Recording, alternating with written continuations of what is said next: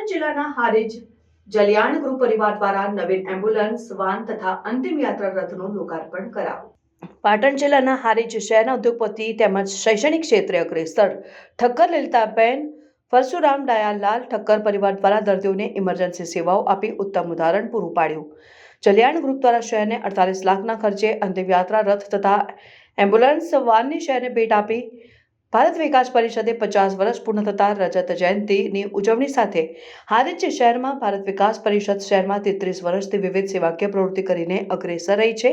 ત્યારે જલિયાણ ગ્રુપ ઠક્કર મિતેશભાઈ, નિરેશભાઈ, શૈલેષભાઈ, યુવરાજભાઈ, વર્ધીભાઈ તથા જલિયાણ પરિવાર દ્વારા ભારત વિકાસ પરિષદ શાખાને એમ્બ્યુલન્સ વાન તથા અંતિમ યાત્રા રથ સંચાલિત માટે લોકાર્પણ કાર્યક્રમ જલિયાણ સ્કૂલ વાઘેલ રોડ ઉપર યોજવામાં આવ્યો હતો, જેમાં આમંત્રિત મહેમાનો કોતરકા કાશી વિશ્વનાથ મહાદેવના મહંત બ્રહ્મચારી શ્રી નિજાનંદ બાપુ, પૂર્વ કેબિનેટ મંત્રી દિલીપ વિરાજી ઠાકોર, નવીન નિમણૂક પાટણ જિલ્લા પોલીસ વડા વી.કે. નાઈબ સાહેબ, તાલુકા હેલ્થ ઓફિસર તેમજ ભારત વિકાસ પરિષદ શાખા સતીશભાઈ ઠક્કર સહિત શહેરના હોદ્દેદારો અને કાર્યકરો સાથે જલિયાણ ગ્રુપના આમંત્રિત મહેમાનો, વડીલો, સગા સંબંધી મિત્રો મોટી સંખ્યામાં હાજરી આપી હતી અને ભારત વિકાસ પરિષદ ટીમ દ્વારા જલિયાણ પરિવારનું ઋણ સ્વીકાર કરી સન્માનપત્ર આપી સન્માનિત કરવામાં આવ્યા હતા। કાર્યક્રમની પૂર્ણાહુતિ બાદ આમંત્રિત મહેમાનોએ ભોજન પ્રસાદીનો લાભ લીધો હતો।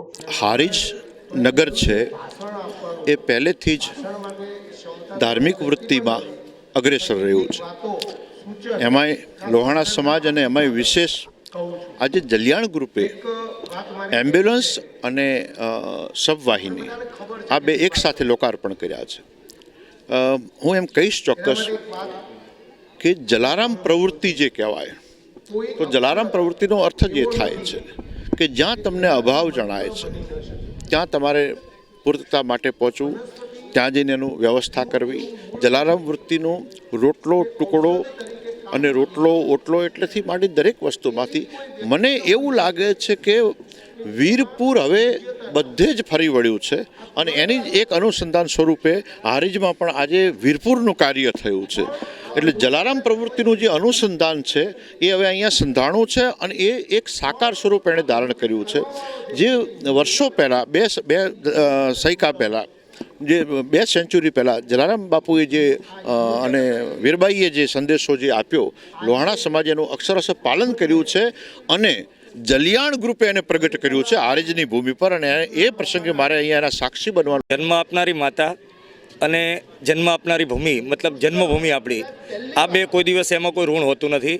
એમાં જેટલું આપણે આપીએ એટલું ઓછું છે। તો આજે લગભગ અંદાજે 48 લાખ રૂપિયાના ખર્ચે આપણે એમ્બ્યુલન્સ અને સબવાહિની બે ભારત વિકાસ પરિષદને એક સારા ભાવથી અર્પણ કરીએ છીએ અને અમને વિશ્વાસ છે કે એ પણ એક સારા ભાવથી લોકોને ઉપયોગમાં લાવશે।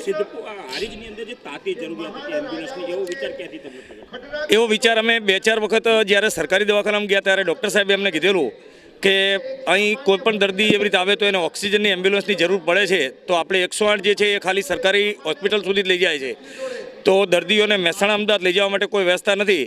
તો સાહેબે અમને સૂચના કરેલી, તો અમે વિચારતા હતા છેલ્લા 1 વર્ષથી કે આ કઈ સંસ્થાને આપવું, તો અમને અમારા ગ્રુપને એવો વિચાર આવ્યો કે ભારત વિકાસ પરિષદ જ આના માટે યોગ્ય છે અને જ આ લોકો સંભાળી શકશે। સમાચારોની અવનવી અપડેટ્સ માટે જોતા રહો સેક્યુલર ગુજરાત ન્યૂઝ। સાથે સેક્યુલર ગુજરાત ન્યૂઝ ચેનલને લાઇક, શેર અને સબસ્ક્રાઇબ કરો અને બેલ આઇકોન દબાવીને સમાચારોની ઝડપી માહિતી મેળવો।